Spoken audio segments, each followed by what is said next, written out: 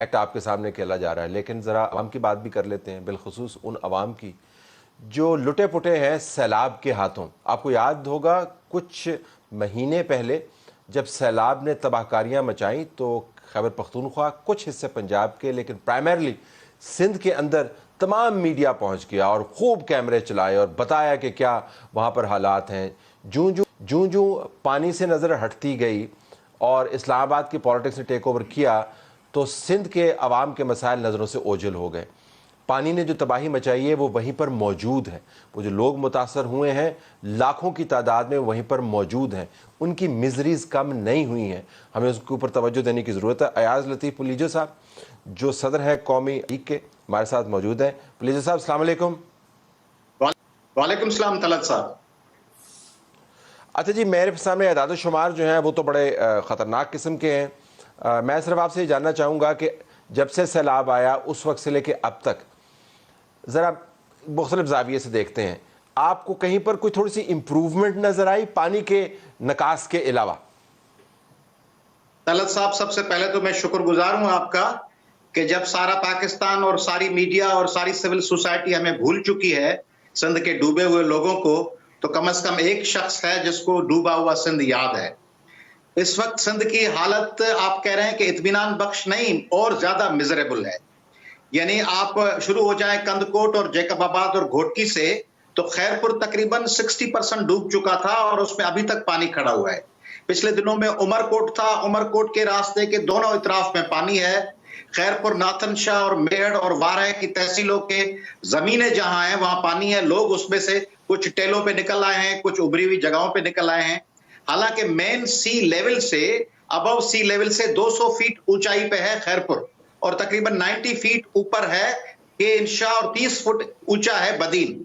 मगर पानी तो नेचुरल बहाव के तौर पर निकल जाना चाहिए, मगर प्रॉब्लम यह है कि वो निकलने के जो रास्ते थे, कुदरती रास्ते थे, स्पिलवेज थे, वो सारे बंद कर दिए गए।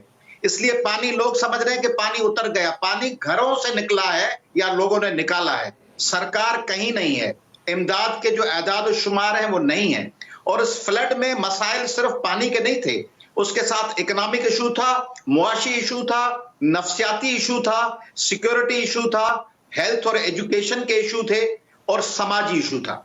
आप तसव्वुर करें कि जो लाखों खवातीन जो घरों के अंदर महफूज थी, वो भले कच्चे घरों, वो अचानक से कच्चे घरों से निकलकर बंदों पर, ऊंचे टेलों पे आ गई, जहां खवातीन के लिए न वॉशरूम था, न प्राइवेसी थी, न उनके बच्चों के लिए तहफ्फुज था।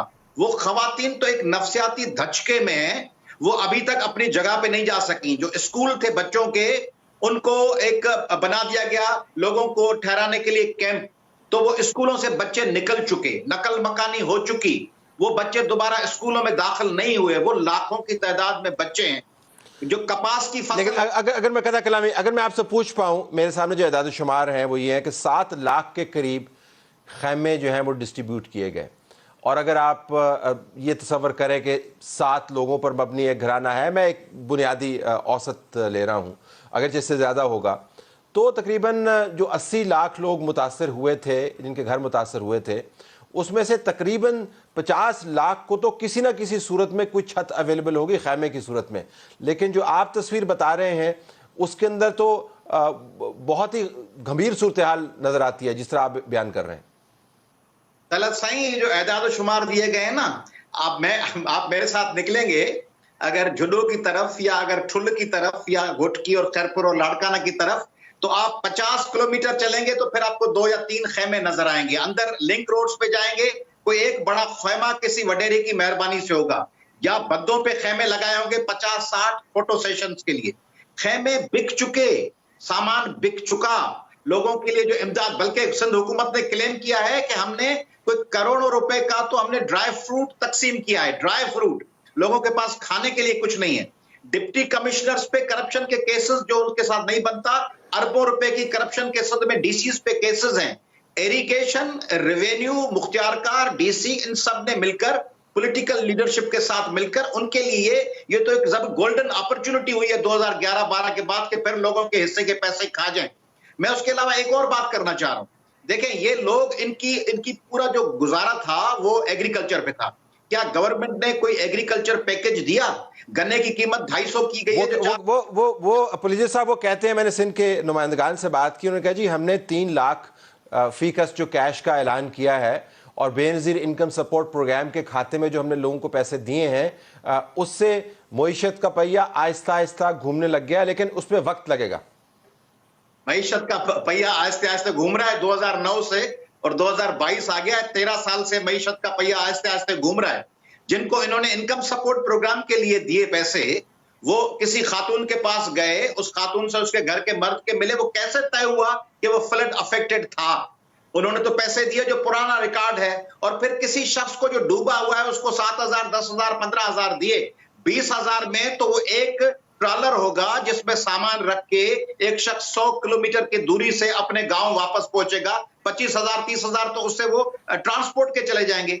उनके लिए परमानेंट हल था एग्रीकल्चर, कपास, गन्ना, गंदम की कीमतें, उनके लिए पैकेज, उनके लिए यूरिया, वो चीजें नहीं है, और उनकी जमीनों पे पानी लेकिन खड़ा। साइंस जमीन खाली होगी। आपको मैं क्या बताऊं, सूरज को चिराग रहने का मुतरादिफ है, आप तो जमीन से जुड़े हुए हैं, लेकिन जमीन खाली होगी तो फसल उगेगी। जब 79-80% फसलें तबाह हो जाएं तो उसके अंदर से फौरी तौर पर जो इम्कान है बेहतरी का वो फिर कम ही निकलता है। एक ये नुक्ता नजर सिंध हुकूमत से जब बात करें तो ये सामने आता है। तलसाई उसमें देखें हल क्या था। हल ये था कि कराची और हैदराबाद, लाड़काना, मीरपुर खास और सक्खर 5 बड़े शहर थे। उनके डिविजनल हेडक्वार्टर्स भी हैं। वहां कैंप्स लगती, टेंट सिटीज लगती। वहां पे लोगों को मुतबादिल रोजगार के लिए उनको मोटिवेट किया जाता। उनको तो कहा गया, 2012 में भी ऐसे किया था। उन्होंने कहा था कि वापस आप जाएं गौसपुर और वापस जाए सूरजानी, फिर वहां पे आपको 10,000 रुपए मिलेंगे, जो हैदराबाद या कराची आए हुए थे।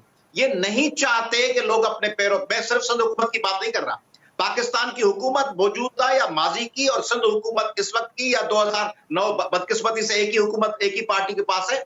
उनका ख्याल है कि इस किस्म के क्राइसिस होते रहें, उसके नाम पे इंटरनेशनल डोनेशंस आते रहें, और फिर लोगों की तवज्जो हटाने के लिए कुछ पैसे देकर फेस वॉश करके उसके बाद लोगों को फिर मरने आप ये फरमा रहे हैं कि वसाइल मौजूद हैं, पैसों की सूरत में ग्रांट्स भी मौजूद हैं, डोनेशंस भी मौजूद हैं, लेकिन डिस्ट्रीब्यूट नहीं हो रहा, या दरम्यान में से डिस्ट्रीब्यूशन वाला पैसा जो खाया जा रहा है। Is that what you saying? या आप ये कह रहे हैं कि तवज्जो ही नहीं है, तवज्जो चूंकि नहीं है तो ये मसाइल अपनी जगह पर मौजूद हैं? मैं समझता हूं तवज्जो से भी ज्यादा नियत ही नहीं है। 2009 से हुकूमत है ना, तो 2009 से LBOD, left bank outfall drain, RBOD, right bank outfall drain के लिए क्या किया गया, उनमें से पानी स्पिलवेज के लिए क्या किया गया, एक्सकेवेशन के लिए क्या किया गया, नेचुरल जो रास्ते थे दरिया के उनको रोका गया था, उनको साफ करने के लिए क्या किया गया। और 2011-12 के में भी केनशा डूबा, फिर डूबा।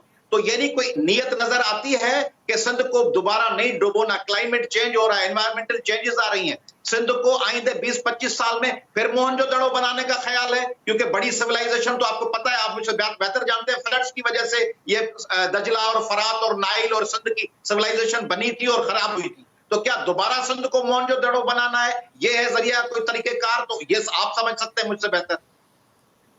अच्छा, बिल्कुल आखिर में अगर हम बताइएगा कि सर्दियों की आमद है, सर्दियां ऑलरेडी आ चुकी हैं, और जब आपके ऊपर छत नहीं हो, जब खुराक की सहूलत मुहैया नहीं हो, जब आपकी मईशत तबाह हाल हो, सेहत की सहूलियात जो है, इंफ्रास्ट्रक्चर तबाह हाल हो, तो फिर मसाइल का अंबार है।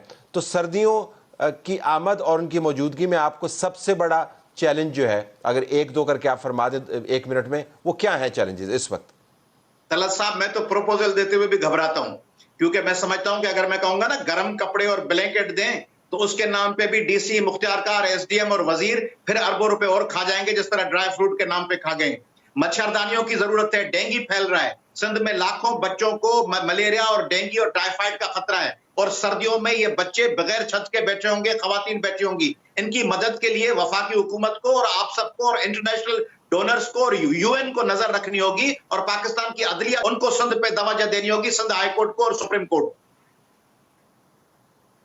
आई have to leave it there. Ayaz Latif Palijo साहब, आपका बहुत शुक्रिया। नाज़रीन, इसके बारे में सोचिए, सिर्फ इस वजह से कि ख़बर मीडिया से गायब हो गई है, इससे मुराद ये नहीं है कि लोगों की ज़िंदगी में जो वबाल और जो तबाही आई है वो भी गायब हो गई है। इसके बारे में सोचने की ज़रूरत है कि हमारी डिबेट मीडिया के अंदर क्या है और लोगों के मसाइल क्या हैं।